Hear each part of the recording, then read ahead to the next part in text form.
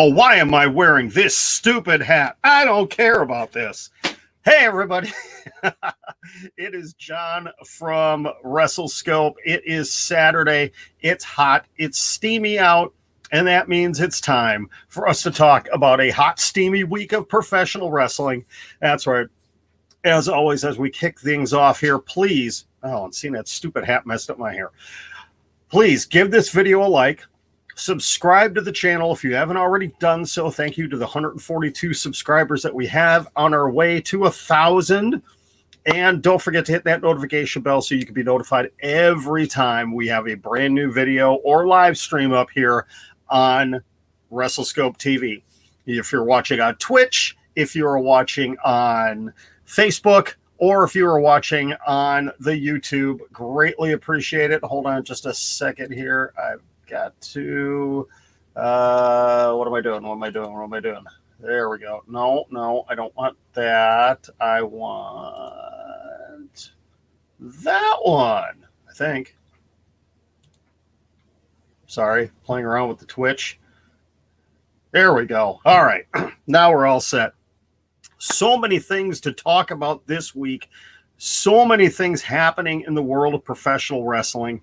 Obviously, you saw the title of this video, and that is the big news going on right now.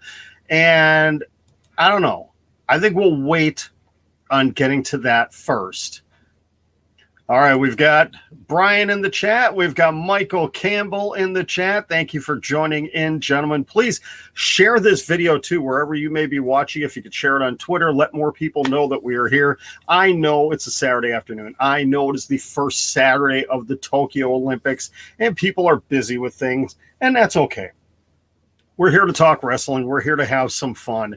And I have to make sure, have to keep this stream to about 50 minutes today because I have to make sure I do a hard stop by 3 p.m. Central Time. Otherwise, I will have family members that get upset with me. So let's jump right into it. First of all, the first thing I actually want to get to, because I am really excited about this. And for those of you that know me well, I've been a huge fan of this person for quite a while. And I'm excited. The news broke on Thursday. I am really happy that Thunder Rosa is All Elite. That's right. She has been appearing on a number of different occasions on Dynamite and Dark Elevation, and Dark has been on pay-per-views, has done some great things, but Thunder Rosa has not been officially signed to AEW. She has been under contract to the NWA, and that contract was actually supposed to continue on for a couple of more months. But somehow, some way, Tony Khan was able to work out a deal with William Patrick Corgan and the NWA and get her an early release from her contract from the NWA. And now Thunder Rosa is officially a part of All Elite Wrestling. And I am super excited for this because now this means we may finally get that match for the AEW Women's World Championship, the match between Dr. Britt Baker, DMD, and Thunder Rosa for the title. Now, this could be kind of up in the air right now, though, because news broke. I heard it this morning on the True Heel Heat podcast. Definitely check out True Heel Heat, SP3 and his crew over there. They do a great job with everything that they're doing over there. They talked about it this morning, and I hadn't heard about it. Britt Baker actually has a fractured wrist. I believe, I don't want to credit the wrong person. I believe they said it was Dave Meltzer had reported it about Britt Baker. So what does that mean for her and the AEW Women's Championship? Don't really know at this point. Don't know the severity of the injury. If it's just a stress fracture, if it's a complete fracture, you're talking a couple of weeks to possibly 2 to 3 months. Will they be forced to take the title off of Britt Baker? I'm kind of hoping not, but we are, we're 5 weeks away, 6 weeks away. I think 6 weeks away from All Out. And it's going to be really important for that AEW Women's Championship to be on the line at that pay-per-view. So the plan still is, they did it with her last injury. The plan still is for Britt Baker to be on television. Will she be wrestling? I think it would be a big mistake, obviously, to have her wrestle with a fractured wrist. There are certain injuries you could get around, but when you are an athlete that has to use your arms and your hands for wrestling, it would be like wrestling with a fractured ankle. Kind of difficult to do. Again, there are certain injuries you could get around, but this is one, honestly, I wouldn't mess with. If they, as sadly as it is, if they have to take the title off of Britt Baker, do it. Run a 3 to 4 week tournament to crown a new champion. You've got enough female talent in this company, and you've got enough shows between Dark Elevation, Dark, the new Rampage coming in a couple of weeks, and Dynamite. You can almost do it like the tournament they just had a few months ago, where it was Japan versus the U.S. For a shot at the women's title. You do, maybe it's a 16-woman tournament, and you build it up where the final, the champion is crowned at All Out. And Britt Baker, depending on the timeline to come back, gets the first shot. Maybe she gets a shot at Full Gear. Now, again, I'm thinking way, way ahead here because we don't know the severity of the injury. Again, if it's a minor stress fracture that is, 3 to 5 week recovery time, they could get by. They don't have that hard and fast 30-day rule like WWE kind of sort of has. Okay. They could get by with it, and she could come out and do segments. Rebel can come in and do things. They've got enough women, enough quality women to carry this division without Britt Baker having to wrestle. So we'll see. That's terrible news. I was really disappointed to hear about that. I hope it's nothing severe because we finally got to see Britt Baker as a champion. Even though, and I'll be curious to see if the reports come out, did she actually injure her wrist in that match with Nyla Rose? Which, to be perfectly honest, that was an ugly match. I'll just say it right there. Nyla Rose looked very sloppy in that match. I'm not saying Nyla Rose is a bad wrestler. I'm not a fan of Nyla Rose, but I commented on Twitter that this was not like Nyla Rose. This was not a Nyla Rose match. I don't know if it was because of the big crowd they were in front of, if something else was going on, but this was not a typical Nyla Rose match. It made her look bad. It really did. It did not help her as a performer, especially if there were new eyes on the product. It really hurt. It really hurt, and it's a shame. And if Britt Baker got injured in this match because of the sloppy work of Nyla Rose, that's very disappointing. Again, I'm not going to point fingers. I'm just giving my opinion that I'm not saying Nyla Rose is a dangerous performer, because I've seen many matches that she has been involved in and has done really good. This one just was not that good. The other injury, and let me see if I can actually bring up the tweet. Chelsea Green, and I don't know how legit or serious this may be. She tweeted, I believe it was yesterday. I'm trying to find the original tweet, and I'm wondering if maybe she took it down. I don't see it anymore. I wonder. Nope, got it right here. I will share the screen again. Let's do this. Chelsea Green shared this one yesterday morning, and this was disappointing news. Here we go. We got it right there. Off to the surgeons. He told me to take it easy. What do you think he'll say when I show him the one-armed Canadian destroyer I hit? It looks like, again, another injury for Chelsea Green. Don't know if it's the same arm, if it's the same wrist. That actually doesn't even look like an arm. That looks like it could be a leg. I'm not sure. I'm not a doctor. I don't play one on television, but it looks like Chelsea Green is hurt again. This woman just cannot cut a break, can she? Unless this is storyline, because I know prior to her coming into Impact, or her first appearance at Impact, she said she hasn't been cleared to wrestle. So I don't know what the story is there. If this is just storyline, or if she's legit injured again.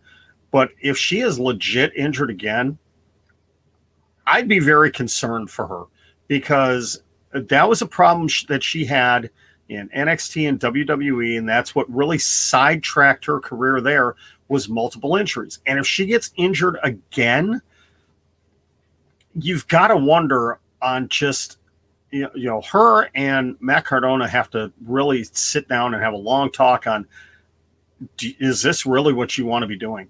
Do you really need to be wrestling? Because it's a shame. It really is a shame. People that only knew her from her work in NXT and WWE didn't really know what she was capable of doing. And heading over to Impact was kind of a new beginning, a new chance for her. And now if she gets sidetracked again, that's really disappointing. Oh, Brian, that is a great comment. Yep. Best ability is availability. But if that's the case, okay, if that is the case, and I'm going to leave your comment up there. What do we say about Bray Wyatt? Bray Wyatt, who hasn't been on WWE TV since WrestleMania. Randy Orton, who has been gone, has been on the disabled, unable to perform list for the last couple of weeks. Bo Dallas for a year and a half sat in catering. I don't know. That's all WWE though. I know you're referencing injuries and whatnot. So wish the best of luck for both Chelsea Green and Britt Baker, that their injuries are not that serious, that they will, first of all, make full recoveries, and second of all, make recoveries that will be quick, that they'll be able to get back. Injuries suck, especially in the world of professional wrestling, especially now that we're starting to get back in front of fans. And that's been the thing. These last 2 weeks as a wrestling fan have been absolutely incredible. Seeing, AEW have sold out arenas, seeing WWE get back to arenas in front of fans, Impact Wrestling finally being able to bring fans back in, though I can't wait for Impact to get into bigger buildings. I was watching a little bit of Impact on Thursday night, and it's kind of hard to watch right now after watching AEW and actually watching WWE and seeing Impact with a couple hundred people, I'm guessing, inside the studio that they work in. It was difficult to watch. The action inside the ring was great, but all of a sudden you kind of get in tune to the loud cheering and everything else, and you see Impact. And I know they're dealing with their own sets of challenges, and they're taking baby steps. And the fact that they have put on a really good product over the last 6 to 9 months and not having any fans at all, not having a couple hundred people like AEW did, not having the video screens, the LED screens, the Thunderdome like WWE, doing it in an empty building, you have to give them a ton of credit. The fact that they've been able to continue on without pause consistently, and the wrestlers have been putting out a really good product. So I'm not the biggest Impact fan in the world. I try staying up to date on the news, but you got to give them a huge tip of the hat for what they've done. I guess you could say they're the number 3 in the U.S. They're kind of in that weird grouping with NWA and Ring of Honor and MLW. Yes, Michael, they are trying. They have been trying. And I'll tell you, they've got a huge show coming up where they're going to be partnering with AEW, with New Japan, with AAA, I believe it was.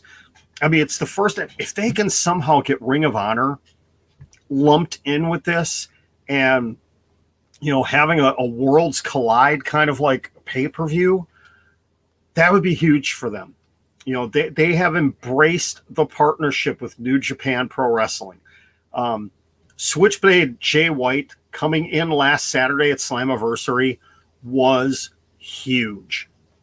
That was one of the biggest moves in the world of professional wrestling in the last 2 years, by having the never open weight champion, the leader of the Bullet Club, in the Impact Zone.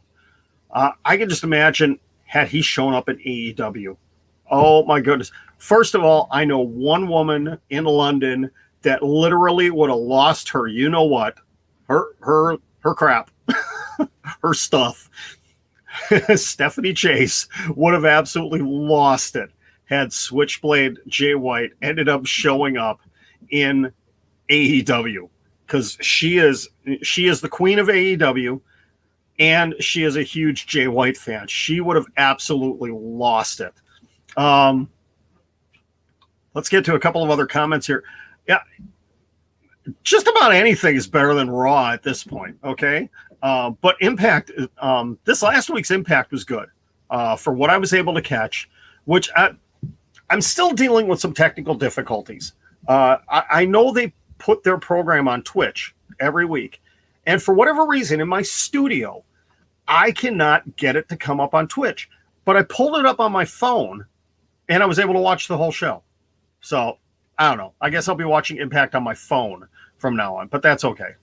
Yes, Jay White was awesome. I'll tell you, it's got me stoked for what Impact is doing, and it makes it difficult because, I'm like a lot of wrestling fans and a lot of wrestling content creators.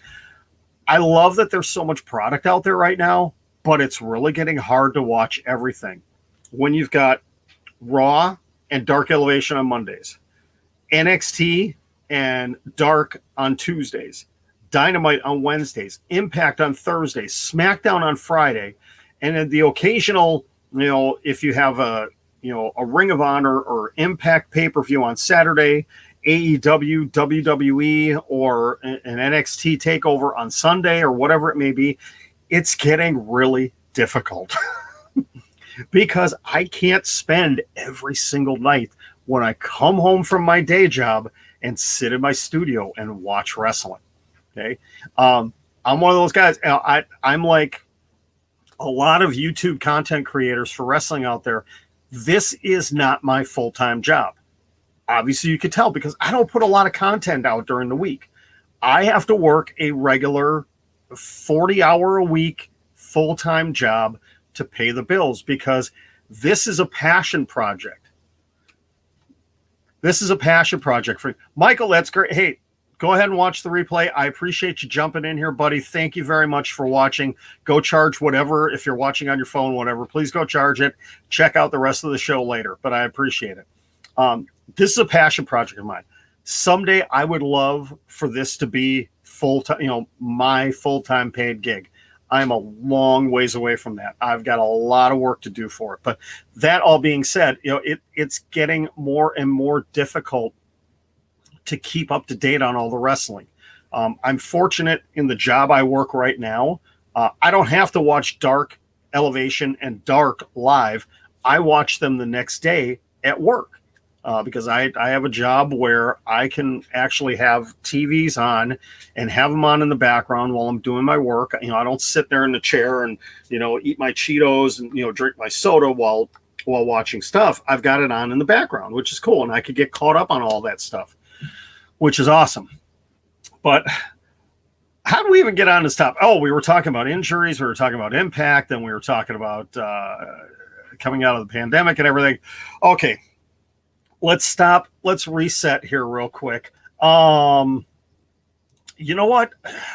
Something else I want to talk about here real quick. While I'm doing this, I'm going to type something up here. I want to bring something else up on the screen. I'm going to do something I normally don't do, but I am actually going to plug. I'm going to plug actually a couple of different. Okay, let me see if I can get this to come up right. And I got to make sure if this comes up. I hope this doesn't get me in trouble with YouTube for doing this. I really, really hope it doesn't. Oh, that is an awful, awful picture of them. But let's see if I can do this. Okay. I don't know if this is going to get me in trouble with YouTube, and I hope it doesn't, because I'm actually promoting another show. But here we go. Let's see if I can do this correctly. Still learning the whole share thing. I want to talk about Matt Martel and Chase Parker. You guys may know them as the team formerly known as Everrise from NXT. And right before their release, they were really starting to pick up with doing some shows, with Everrise Rules, and doing their little YouTube shows and everything. And they were just starting to kind of get a push. It was more of an organic thing that they were doing. They weren't getting a ton of time on TV, so they were creating opportunities. I can think of another guy 10 years ago that did kind of a similar thing, and now he's in Impact Wrestling, a guy that had an internet championship. And it kind of worked for him. Well, they are no longer with WWE, and they have continued on with their show. And here, I want to show you guys, if you have not followed them, please go find the show rules on the YouTube. On YouTube, right here. Okay, Matt Martel and Chase Parker, formerly of WWE. They actually just dropped episode 5 of the show rules. Please, when you're done watching me today, when you're done watching this, click on over and give them a watch. Give them a like and give them a subscribe. I love what they're doing as they are building up their streams and their brand, their channel. They're over 2,000 subscribers right now, which is great. Let's get all 142 of our subscribers on this channel to subscribe to the show rules. Okay. I love what these guys are doing. Give them a like. This is all I'm going to show, because I know I will get probably into copyright trouble if I actually show any of their video. You're just seeing the screen of their show, but it's the show rules on YouTube. Let me take this down before I get in trouble with YouTube. All right. But definitely, please go check them out after the show. They're funny. I love what they're doing over there. And it'll be a fun 10 minutes of your Saturday after you're done watching me. All right. We are 23 minutes into the show. Let's get into the big news of the week. And I don't have a graphic I can bring up for it right now. Because again, I could get copyright stricken for this. So for a couple of years now, ever since 2019, when AEW debuted, there have been the CM Punk to AEW rumors going around numerous times. Just, it was a running joke for a particular YouTube channel. CM Punk to AEW confirmed. They did this as a running joke for well over a year. Then, a couple of months ago, back in May, when Daniel Bryan's contract expired with WWE, when he had that match against Roman Reigns for the Universal Championship, if Daniel Bryan lost, he was off of SmackDown. News came out that his contract actually was up, that he was taking some time away. He was going to go home, spend some time with his wife and kids. And the rumors started swirling around of, well, listen, could he end up in AEW? He's talked about, he wants to wrestle in Japan. There's dream matches he wants to have. He is no longer under contractual obligation. He didn't have a 90-day no-compete because his contract ran out. He wasn't released. And now this past week, it's WrestleVotes, Andrew Zarian from Matmen, Dave Meltzer, Sean Ross Sapp from Fightful. A lot of people have been coming out talking about, hey, there's a strong possibility CM Punk and Bryan Danielson could both end up in AEW. Nothing has been confirmed, and I've tweeted this and said this, and I'm going to stick to it. I'm not going to believe anything until I see it from Sean Ross Sapp and Fightful Select, because when they put it out there, 99.9% of the time, it's right. He is, the folks over at Fightful Select, they are my trusted go-to source for wrestling news. Once they post it, they've done the work, they've done the background, they've got the connections and everything else. So again, this is a plug for somebody else. Follow Fightful Select. Follow Sean Ross Sapp on Twitter. Become a Patreon of theirs because you get the updated news and everything. I'm going to be talking about some of the things that they sent out on their Patreon. Nothing is confirmed yet, but with everything that's been rolling out there, and not the rumors, not even speculation, but the guesswork from some of the really trusted people in wrestling news, the direction looks like CM Punk potentially at All Out, Daniel Bryan in September in New York City for AEW Dynamite Grand Slam. That would be huge. CM Punk at All Out makes all the sense in the world. It's in Chicago. It's his hometown. Would they put him in immediately in a feud with Kenny Omega? Would they have him feud with a Cody Rhodes? Where would they put him? Daniel Bryan, there's a lot of directions he could go.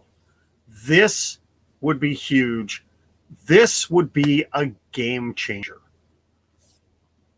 This would go on the level of AEW signing with TNT for television. This would be one of the biggest game changers. I'm going to say this is Scott Hall, Kevin Nash, Hulk Hogan turning heel levels of game changer in the world of professional wrestling if CM Punk and Bryan Danielson both debut within 3 weeks of each other in AEW. It is a huge game changer because the two hottest free agents in the world of professional wrestling, the guy that people have been clamoring for 7 years to come back, makes a comeback in AEW. The guy that has so many dream matches and still a lot left in the tank in Daniel Bryan, showing up in AEW. I wish I could be in Chicago for All Out. I can't because of other obligations. I'm actually going to be 6 hours east of there on that night and cannot be in Chicago. I may actually not even be able to watch it live, which is really going to suck. Okay. I would love to be in New York, but I'm going to be watching that one live. Brian, yes, Vince's head. Well, would it? Would it? Because supposedly Vince doesn't give a damn about anything that AEW is doing. I think other people, I think talent within WWE, and there's quite a few people within WWE that truly believe that Bryan Danielson is going over to AEW.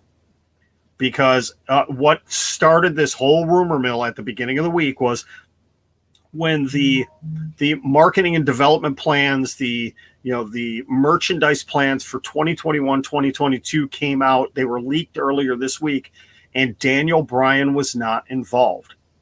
Now, take it with a grain of salt because Daniel Bryan is no longer under WWE contract.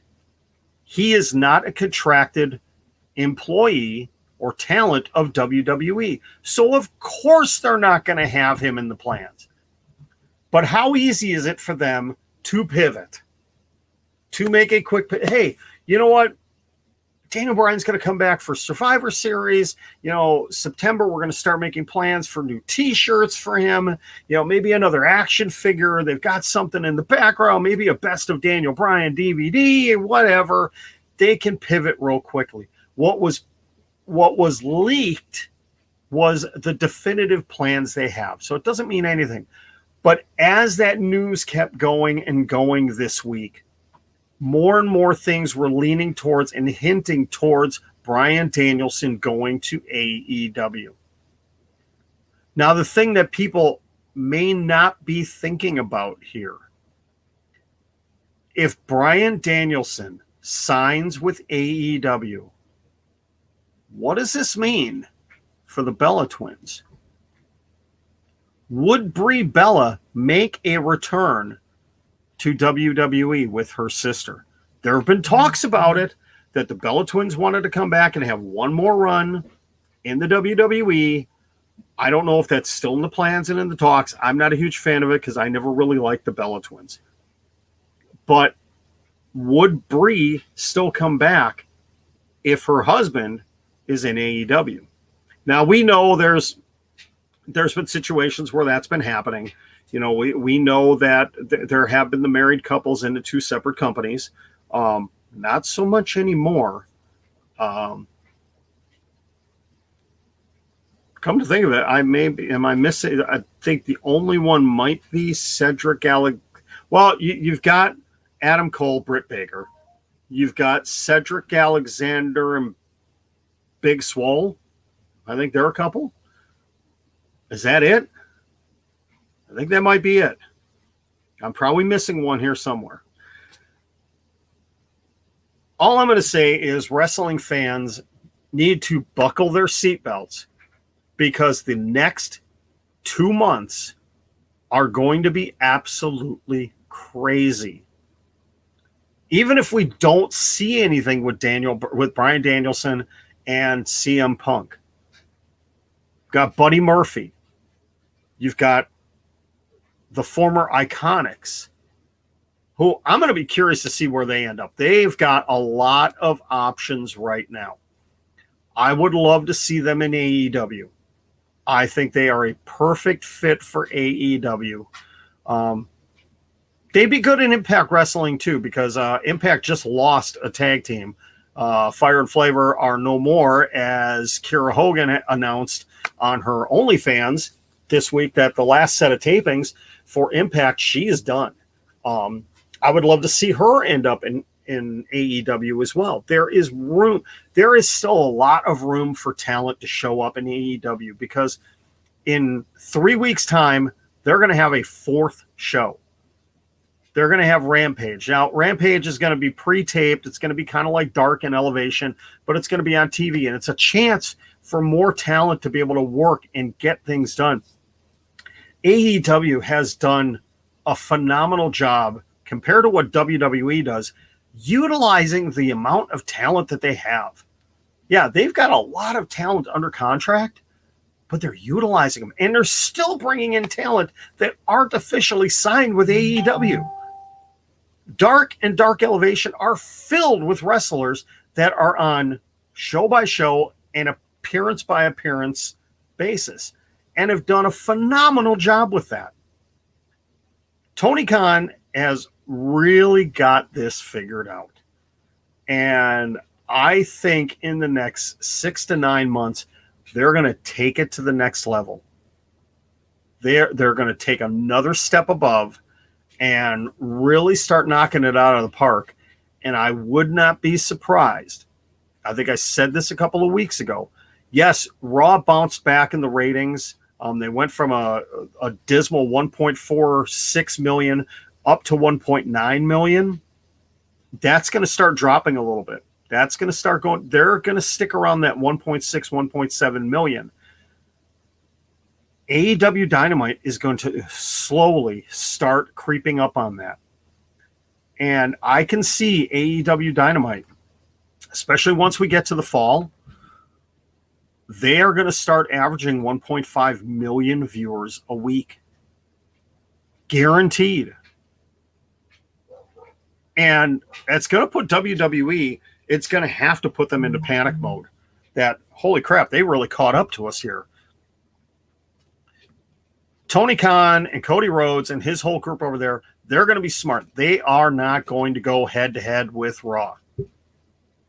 That's just a dumb move. Don't do what TNA Impact did.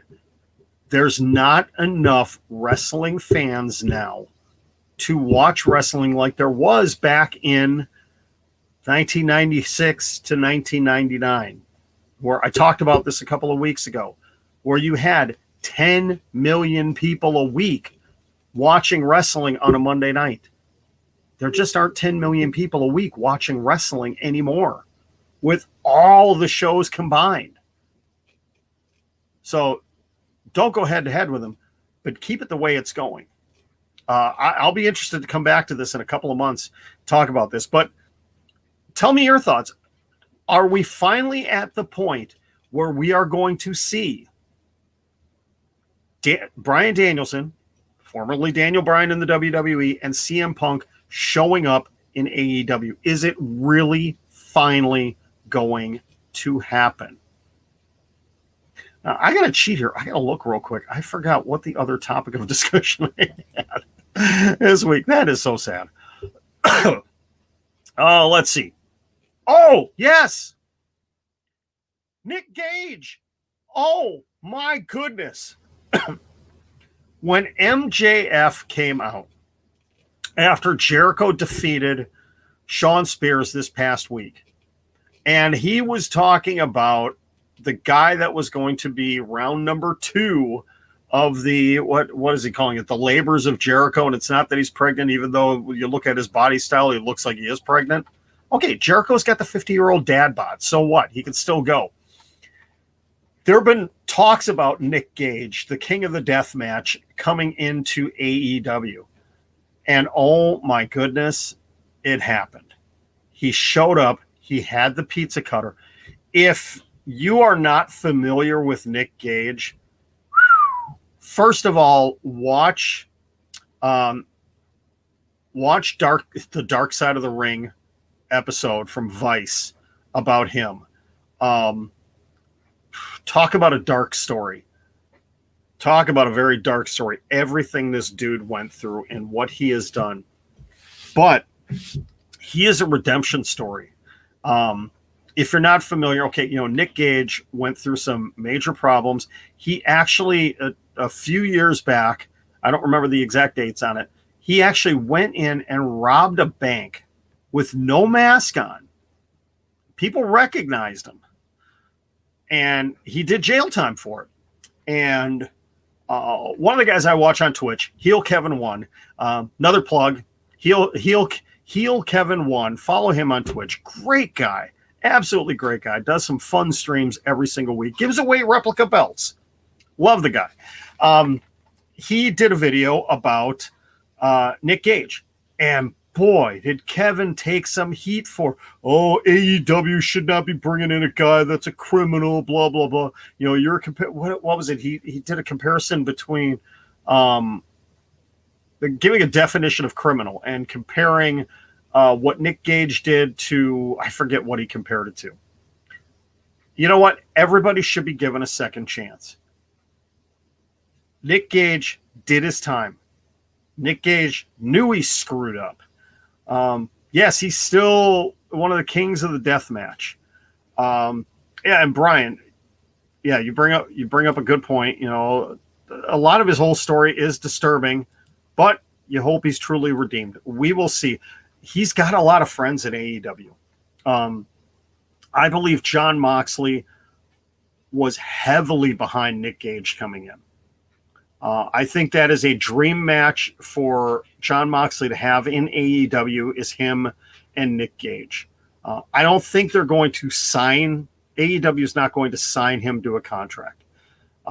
There's only so much that Nick Gage can do in AEW. But having him come in for, this one-off with Jericho is going to be crazy. If you're not a fan of, the death match kind of things, if the Jon Moxley Lance Archer match turned your stomach this last Wednesday, don't watch Jericho versus Gage. That's all I'm going to say. It is going to be brutal. It's going to be bloody. There's not going to be wrestling moves. It's not going to be catch as catch can. It is not going to be a wrestling clinic. It is going to be a bloodbath. It is going to be ugly. They are probably... AEW is taking a calculated risk with this because for this segment, depending on when they put on the show, quite honestly, this one needs to be the main event. Though it won't be.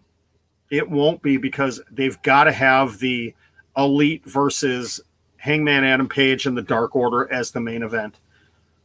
But they're taking a calculated risk by having Jericho and Gage anywhere else in the show because you're going to lose viewers. You're going to have people turn this off because of what's going to happen. I think it's genius storytelling. I think maybe they should have held off and pushed this off for a couple, maybe have this as number 4. But if they're doing Nick Gage as the second one, what on earth are they going to do for 3, 4, and 5? I mean, seriously. But again, back to what Brian said. Yeah, I really truly hope that Nick Gage, that his story is one of redemption. We will see. But they're giving him a second chance. He's got an opportunity here. And I'm interested to see what he's going to end up doing with it. Speaking of guys getting a second chance, terrible segue. It looks like Braun Strowman could be on his way back to WWE in what was probably the big shock release a little over a month ago was Braun Strowman, a man who was under $1 million a year contract. He had main evented a pay-per-view for a title. He was getting a push, and then all of a sudden he's gone. He was released. And now multiple reports have come out that WWE is interested in bringing Braun Strowman back. Now, in light of everything that's happened over the last month or so with AEW, Andrade El Idolo, Malachi Black, the former Aleister Black, signing, going over there, the potential of CM Punk and Daniel Bryan heading to AEW, they need a big name. Hence the return of Goldberg. Hence the return of, hold on a second. Sorry. Hence the return of John Cena and so many other things. They need to sign Braun Strowman. Yep. Malachi Black, Nick Gage, Andrade El Idolo, CM Punk, Daniel Bryan. We bring in Braun Strowman. Okay, this is no knock on Braun Strowman. I like the guy. I like the guy as a I don't know him personally. I follow him on Twitter and Instagram, and I love the stuff he's been posting over the last month or so since his release of the things he's been doing. I love his dog. I absolutely love his dog. He's got Wisconsin connections where I'm from. He's got family that still lives here in the state. He was actually just here like a week and a half ago, something like that. And I like the guy, but is he the big talent that is going to help things? No. No. WWE is in a lot of trouble. Okay. But again, there's heavy talks of him coming back. They're scrambling to make moves, call-ups from NXT. Okay. Which I guess we have to get into it. I really didn't want to talk about this, but we have to. Karrion Kross. What the heck are they doing with him? He did a dark match. He had a match on main event that he lost. He comes in on Raw, makes his debut this week, and loses in 2 minutes to Jeff freaking Hardy. Now, for those of you that are going to defend Jeff Hardy, yes, he's a multiple-time world champion. Yes, multiple-time Intercontinental champion, tag team champion, first ballot Hall of Famer, blah, blah, blah. Karrion Kross is your current defending NXT champion who is beating the living crap out of everybody, and he loses to Jeff Hardy. Keith Lee comes back after being MIA for the last 5 months and essentially gets destroyed by Bobby Lashley. Now, it makes sense storyline-wise, after what Bobby did to Kofi Kingston at Money in the Bank. But why would you do this to Keith Lee, the guy people have been clamoring for 5 months to come back? He comes back in his home state and gets his butt kicked by Bobby Lashley. What in the world is Vince McMahon and his Raw creative team thinking? SmackDown. Selena Vega returns. She returns and basically is turned into a jobber. Yes, she got her somewhat shining moment at the Money in the Bank ladder match. She got to do some things. But she got the jobber entrance last night on SmackDown. No music, already in the ring, and loses to a debuting Toni Storm. Selena Vega, was it really worth it? And now your husband is in AEW. You could have been with your husband in AEW. You could have been the mouthpiece for Andrade El Idolo. But no, you are jobbing to Toni Storm on SmackDown.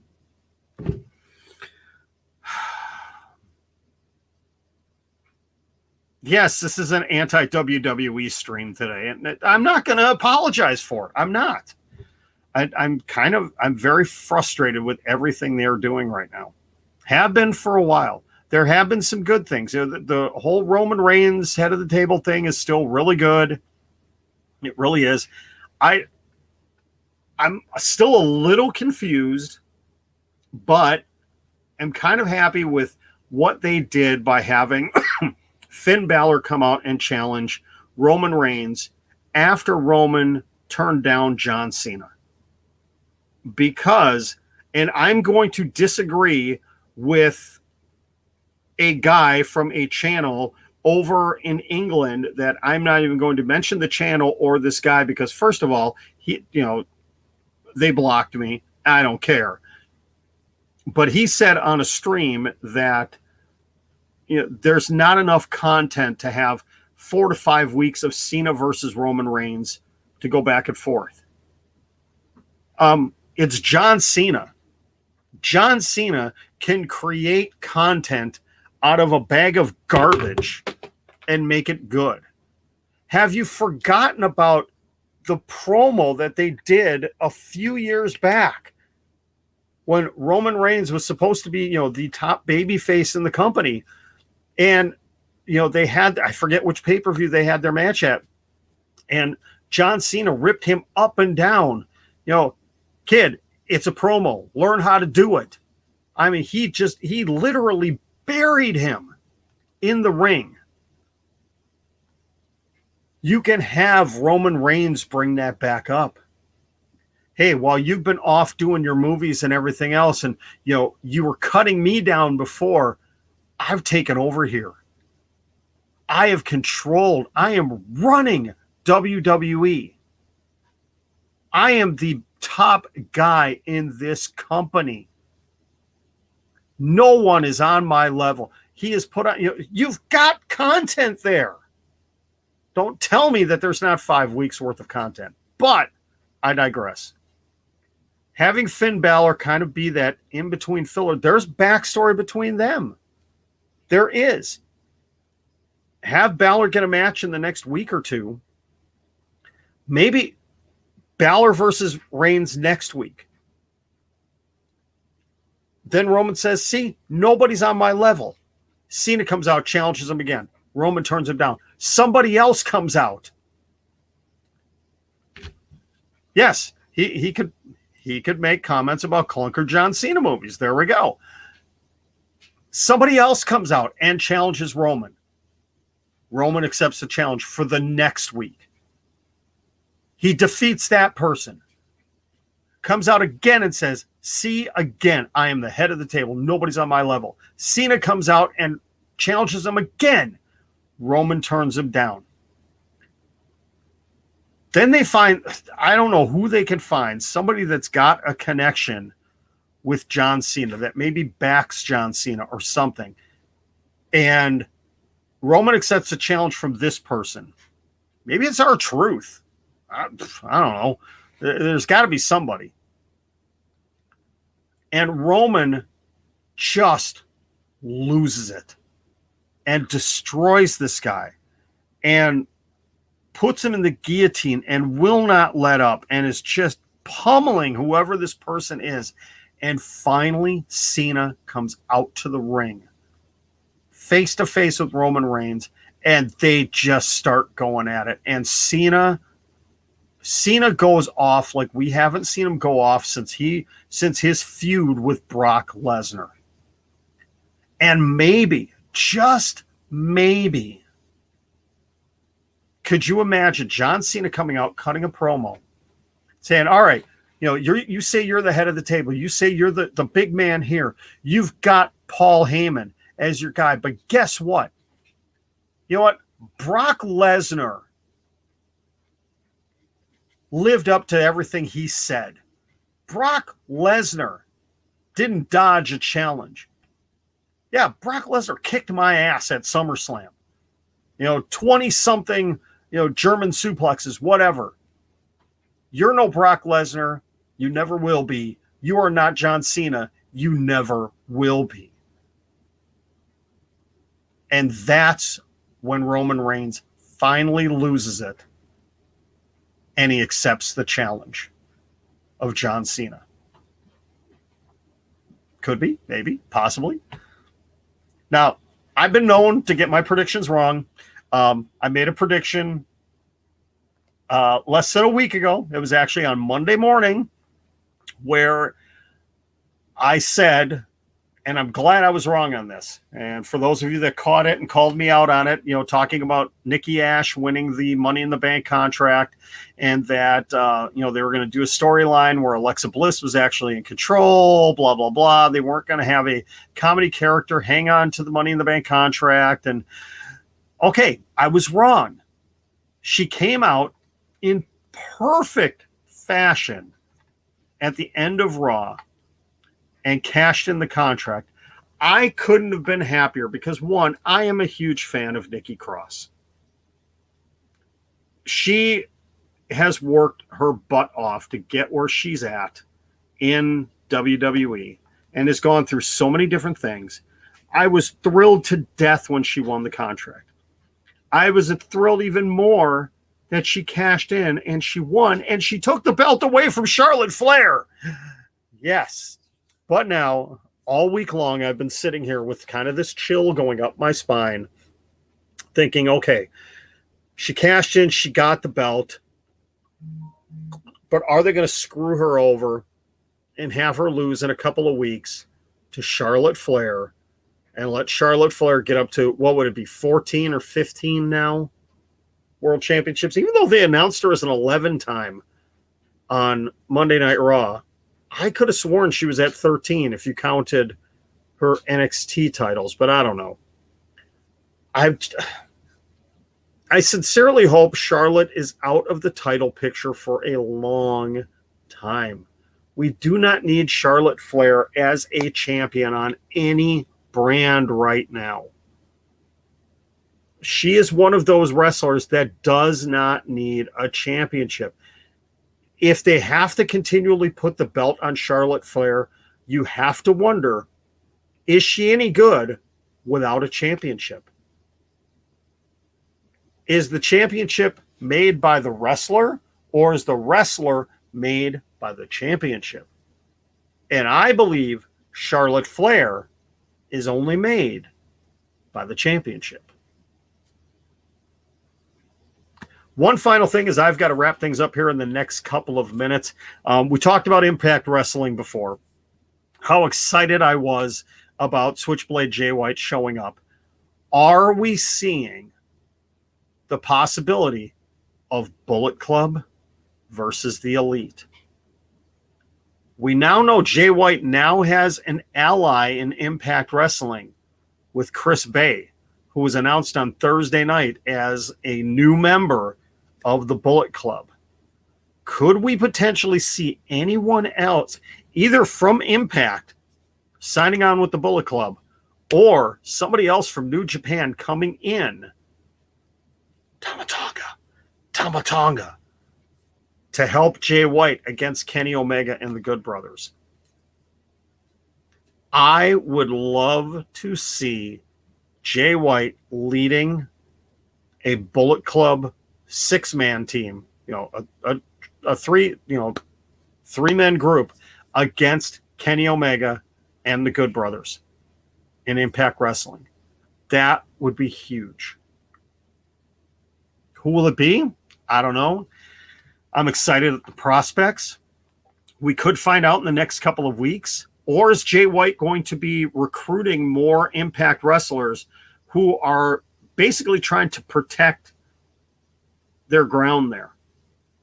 That they're tired of the outsiders coming in, though it could be counterintuitive because Jay White technically is an outsider. I don't know. We shall see. One other thing I want to do real quick. I'm going to plug a product here. They are not a sponsor. They are friends of mine. But I know a lot of you are trying to find healthier things to do, are trying to find ways to be healthy in your life. I know the pandemic really kind of got us all thinking about those kind of things. And I have some friends that a few years ago started an elderberry business.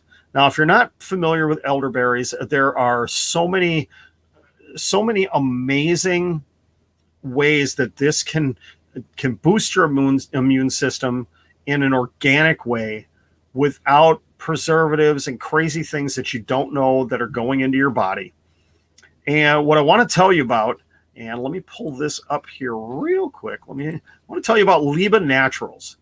And let me show you their website here real quick. Again, they are just friends of mine. They are not a sponsor. And you know what? Actually, I'm going to go full screen with this here. You can see it right here. Yes. Absolutely amazing products that they have here. They have organic, do-it-yourself elderberry syrup kits. They have elderberry gummies that they have just released. They have, and I'm going to show you here in a minute, elderberry lemonade, which is absolutely fantastic. If you're looking for things like this, they are a small company, a family-owned company that just started a couple of years ago. You can see their website here at the bottom, LibreNaturals.com. You can also go check them out on Facebook and Instagram. Please go check them out. Again, this is not a paid sponsorship. I love what they're doing. Again, they're friends of mine, and I'm just trying to help them out in any way that I can. I have some of their brand new elderberry lemonade right here, which is absolutely fantastic. I love it. It's great for the summer. It's great lemonade, and you get the health benefits of the elderberry. So please, you can see it right here on the screen. If you're listening to the audio podcast, you can't hear it. I will have it in the comments. It is Libre Naturals, LEBA Naturals with an S.com. And yes, AEW Dynamite and NXT are better than SmackDown. All right, we have hit 3 o'clock. I told you I had to do a hard stop. I've got to do a hard stop right now because, my wife already popped in. We've got to leave. So thank you very much for tuning in. This has been WrestleScope Weekly. I am John. Thank you very much for tuning in. I may actually do a prediction stream for Fight for the Fallen because there's so many big matches for Fight for the Fallen this week. So I'm excited about that. Thank you very much for tuning in. I greatly appreciate it. Love you guys so much for joining me for the last hour. Thank you for all the wonderful comments. If you have not liked this video, please do it now. It helps with the algorithm. Please subscribe to the channel and hit the notification bell. I greatly appreciate it. Have a great day, everybody. Enjoy the wonderful weather. Go watch some Olympics and get yourself some Libre Naturals elderberry lemonade on their website, LibreNaturals.com. Thank you very much, everybody, and we will talk to you soon.